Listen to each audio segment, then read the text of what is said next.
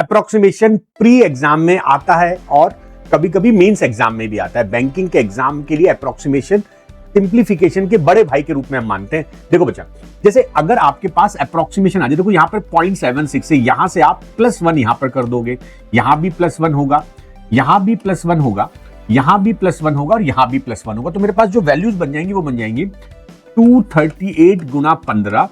और ये देखो मुझे क्वेश्चन मार्क के आगे क्यूब लगा हुआ है, ये हो गया 185 इंटू 4 बराबर 5037।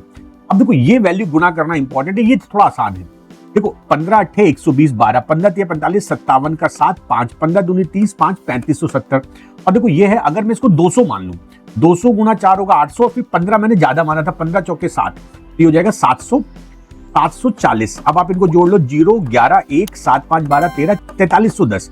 अब ये पूरी वैल्यू प्लस वाली इधर आएगी तो यहां माइनस कर दो, तो मेरे पास हो गया एक्स क्यूब का मान हो गया कितना, आप कहोगे सर एक्स क्यूब मान हो गया 7 2 7।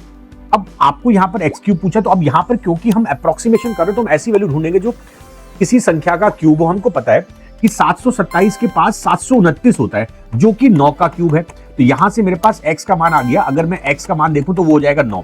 हमारे क्वेश्चन का आंसर हो गया 9। अब जरा आप इसी लॉजिक पर मुझे क्वेश्चन करके दिखाइए, right it's answer in the comment section.